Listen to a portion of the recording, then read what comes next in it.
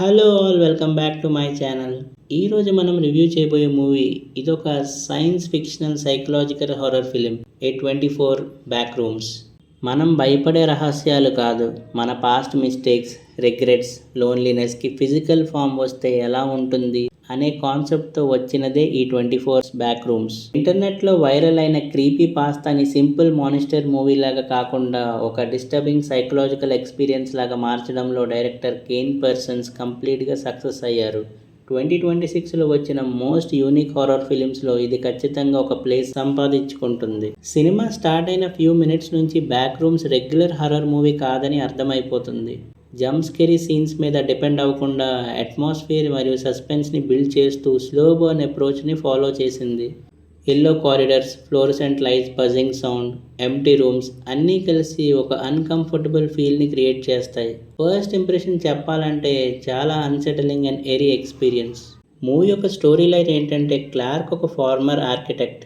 Divorce alcoholism వల్ల తన life కంప్లీట్గా కొలాప్స్ అయిపోతుంది. ఇప్పుడు చీఫ్ ఫర్నిచర్ సేల్స్మెన్గా పనిచేస్తూ ఉంటాడు. ఒకరోజు స్ట్రేంజ్ ఎలక్ట్రిసిటీ ఫ్లక్చువేషన్స్ ఇన్వెస్టిగేట్ చేస్తూ షాపింగ్ మాల్ బేస్మెంట్లో ఒక వాల్ దగ్గర యాక్సిడెంటల్గా నో క్లిప్ అయ్యే వేరే డైమెన్షన్లోకి ఎంటర్ అవుతాడు. అదే బ్యాక్ రూమ్స్. అక్కడ endless yellow corridors, impossible rooms, ఫిజిక్స్కి ఆపోజిట్గా ఉండే స్పేసెస్ ఉంటాయి. బయటికి రావడానికి ట్రై చేయకుండా ఆ మిస్టరీ మీద డిజైర్ డెవలప్ చేసుకుంటాడు. తన ఎంప్లాయీస్ క్యాట్ మరియు బాబ్ని ఇన్వాల్వ్ చేసి రికార్డింగ్స్ చేస్తాడు. తర్వాత తన థెరపిస్ట్ డాక్టర్ మైల్ కూడా లోపలికి ఎంటర్ అయ్యాక అక్కడ నుంచి సినిమా సైకలాజికల్ హారర్గా మారిపోతుంది. Cinema first half strongest part. ఇది హారర్ కన్నా మిస్టరీ థ్రిల్లర్ లాగా ఫీల్ వస్తుంది. ఫస్ట్ హాఫ్లో నచ్చిన points: Clark back room discovery chase scenes, VHS footage and surveillance camera shots, research facility references. Universe రూల్స్ని ఆడియన్స్ కూడా హీరోతో పాటు డిస్కవర్ చేస్తూ ఉంటారు. Excellent suspense. డైరెక్టర్ ఎక్కడ హరీ అవ్వకుండా పేషెన్స్తో స్టోరీని బిల్డ్ చేశారు. జంప్ స్కేరీ సీన్స్ కంటే అట్మాస్ఫియర్ మీద ఎక్కువ ఫోకస్ ఉంటుంది. A feeling of curiosity and fear సైమల్టేనియస్గా వర్క్ అవుతాయి. సెకండ్ హాఫ్ నుంచి మూవీ కంప్లీట్గా మారిపోతుంది.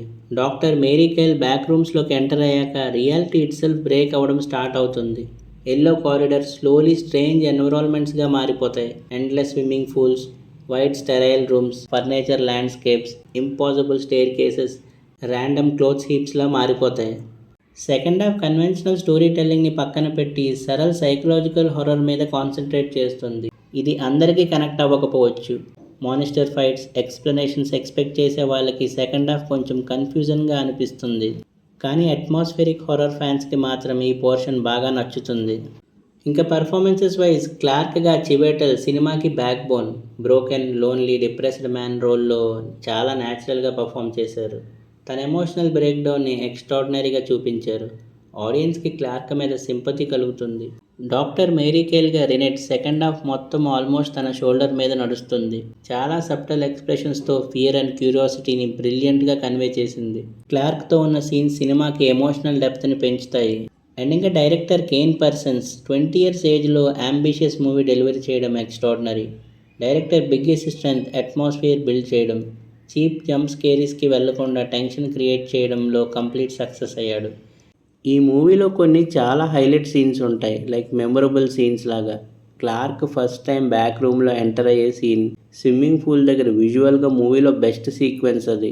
అలాగే క్లార్క్ ఎమోషన్కి తగ్గట్టు వాల్స్ అండ్ రూమ్స్ చేంజ్ అవ్వడం చాలా ఇంట్రెస్టింగ్గా ఉంటుంది. అలాగే లాస్ట్ 20 minutes ఎడిటింగ్ని కొంతమంది లవ్ చేస్తారు, ఇంకొంతమంది హేట్ చేస్తారు, కానీ మర్చిపోలేము. ఎండింగ్కి మూవీ యొక్క పాజిటివ్స్ ఏంటంటే excellent atmosphere, Chiwetel extraordinary performance, brilliant cinematography, outstanding sound design, production design top class ఉంటుంది, psychological themes, Kane Parsons direction, unique horror experience. And ఇంకా మూవీ యొక్క నెగిటివ్స్ ఏంటంటే చాలా స్లోగా ఉంటుంది అండ్ సెకండ్ హాఫ్ అందరికీ కనెక్ట్ అవ్వకపోవచ్చు. అలాగే క్యాజువల్ ఆడియన్స్కి కొంచెం కన్ఫ్యూజన్గా అనిపించవచ్చు. ఎండింగ్కి ఈ మూవీ ఎవరికి నచ్చుతుందంటే సైకలాజికల్ హారర్ ఫ్యాన్స్కి అండ్ ఎక్స్పెరిమెంటల్ సినిమా లవర్స్కి మాత్రమే. ఎండింగ్కి ఈ మూవీ ఫ్యామిలీతో చూడొచ్చా అంటే టీనేజర్స్ అండ్ అడల్ట్స్ కలిసి కంఫర్టబుల్గా చూడొచ్చు. చిన్నపిల్లలు మరియు స్లో సైకలాజికల్ హారర్ నచ్చే వాళ్ళకి ఇది బోరింగ్ లేదా డిస్టర్బింగ్గా అనిపించవచ్చు. ఓవరాల్గా back room simple horror movie కాదు, ఇది లోన్లీనెస్, రిగ్రెట్ మరియు ట్రామా గురించి చెప్పే ఒక disturbing psychological journey. First half mystery and సస్పెన్స్తో ఎంగేజ్ చేస్తుంది, సెకండ్ హాఫ్లో కంప్లీట్గా ఒక సెరల్ టెరిటరీలోకి వెళ్తుంది. అందరికీ నచ్చకపోవచ్చు, కానీ అట్మాస్ఫియర్, సౌండ్ డిజైన్, పర్ఫార్మెన్స్ మరియు టెక్నికల్ బ్రిలియన్స్ వల్ల బ్యాక్ రూమ్ 2026లో వచ్చిన మోస్ట్ యూనిక్ హారర్ ఎక్స్పీరియన్సెస్లో ఒకటిగా నిలుస్తుంది. మరి ఈ మూవీ చూశాక మీకు ఎలాగనిపించిందో కింద కామెంట్స్లో మెన్షన్ చేయండి. వీడియో నచ్చితే లైక్ చేయండి, ఛానల్ని సబ్స్క్రైబ్ చేసుకోండి. మళ్ళీ నెక్స్ట్ వీడియోలో కలుద్దాం. Thank you for watching.